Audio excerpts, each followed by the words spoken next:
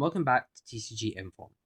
So within the last video, I showed off a genex deck profile for April of 2026. And within this video, I'll be doing the same as I did with the Ritual Beast deck. I'll be showing off 3 advantages, 3 disadvantages, a sample combo, and some finishing notes at the end of the video. So without further ado, let's jump right in to our advantages. Advantages of this deck: you play a very good amount of searches. You play 3 copies of Genex Power Planner, 3 copies of R-Genex Turbo, 2 copies of R-Genex Crusher, and 2 copies of R-Genex Magma. You play a total of 10 starters. Any of them start your combo, Power Planner being the best, but any of them start up your combo. It doesn't matter which, and they all link to each other to add themselves, so you start your combos very well. Second advantage of this deck: your starters are non once per turn. Most decks have a once per turn starter. These ones do not. So if I normal summon Genex Power Planner and they go, oh, Ash Blossom, okay, link off into Repair Genex Controller, Repair Effect, add back Power Planner, summon Genex Power Planner, activate effect, as it is non once per turn. Your third advantage: Repair Genex Controller is immune to Dominus Impulse. It specifically says normal summon a monster from the hand. It does not special summon at all. So you are immune to Dominus Impulse, which is very good since Dominus is really good in this meta. Disadvantage number 1, we'll go back to Repair Genex Controller here. It's very prone to other hand traps like Veiler and Imperm, meaning you die. And also Shifter. You cannot start this combo if Shifter is activated. So yeah, it's not really much you can do if those 3 are activated, but there is one more we'll get into as its own disadvantage. Disadvantage number 2, you have to play a really good amount of Garnets, being 3 Genex Allied Birdmen, 2 R-Genex Undyne, 1 Genex Controller, 1 Genex Undyne, 1 Genex Recycled, and 1 R-Genex Turing. Any of these are bricks. If you don't get another Genex name or one of your Genex starters, which is pretty unlikely, but this is a brick. Any one of these without a Genex starter is a brick. There's like no way you're winning off of that. So your deck can brick a good amount. Reason number 3, disadvantage: Nib is a killer in your deck. Nib kills you. It's like not even a joke. Nib kills you. Like 1 Nib, you're dead. Because you're summoning like 10 to 15 times, normal and specials combined. So yeah, Nib kills you in 1 shot.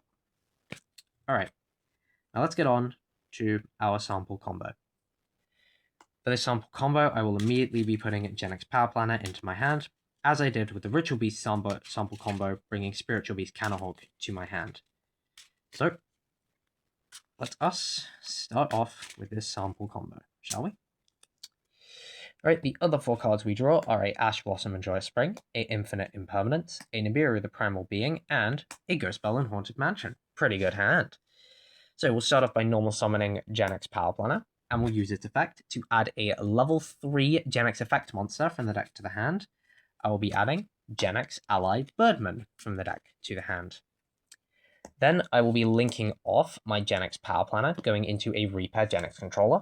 I'll use its effect to add back Genex Power Planner. Now, to save time and also save your time, I will be now saying every time I normal summon via Repair's effect, I will just say normal via Repair, as it'll show the deck. Alright, so normal via Repair and Power Planner. Power Planner's effect again. Add R-Genex Magma. Normal the Magma via Repair. Repair effect, add a level 2 Genex. In Genex Crusher. Normal via Repair. Effect, add R-Genex Turbo. Normal via Repair. Effect, add from the deck to the hand Genex Recycled. Normal via Repair. And then Synchro 2, 5, 9, 10. Make the big bad level 10 Arms of Genex return 0. Activate Genex Allied Birdman in the hand, returning Genex Power Planner for cost, and summoning Birdman. Effect of Repair, summon Genex Power Planner. Effect, add a level 3. Adding from the deck to the hand, Genex Undyne. Normal Bio Repair. On normal, when this card is normal summoned, you may send one water monster from your deck to the graveyard in R-Genex Undyne, and add one Genex controller from your deck to your hand. Has to be specifically Genex controller. You cannot grab anything else via this effect. And we will normal summon that Genex controller. And now we will go Synchro 3, Synchro 6, going into Juloran, Tiger King of the Ice Barrier. We will activate the effect of our R-Genex Undyne, targeting itself and one Genex in our grave, being R-Genex Magma. Add them both to the hand. Now, via this effect, every time a card is sent to the grave now, it will be banished instead. So we will be normal summoning our R-Genex Undyne. We will not be using its effect. And from here, we will Synchro 3, 4, Synchro 8 to make a Adamancipator Risen Dragite. Set the imperm and pass the turn. Now, this is the end of this sample combo. It's easy to digest, but you can technically extend this combo to bigger summons, but this was the best we could do. Now, in interruption guide with this, you have 1 negate with Dragite, and 1 negate for water with return 0, 1 negate for dark, 1 negate for wind, and 1 negate for earth. So how Genex Return 0 works is when a monster effect is activated, you may banish one monster card from your grave that has the same attribute as the monster activated. So that means you technically have 4 negates if your opponent is playing a multi-attributal deck. If they're only playing a 1-attributal deck, then it's still 1 negate. And you have within this hand an imperm, you have a graveyard negate, a kill with specials, which is going to be a big token, but that's a big risk, and your Ash Blossom, of course. Now, some finishing notes. I would not recommend this deck if you're going to a big tournament like a regional or a YCS.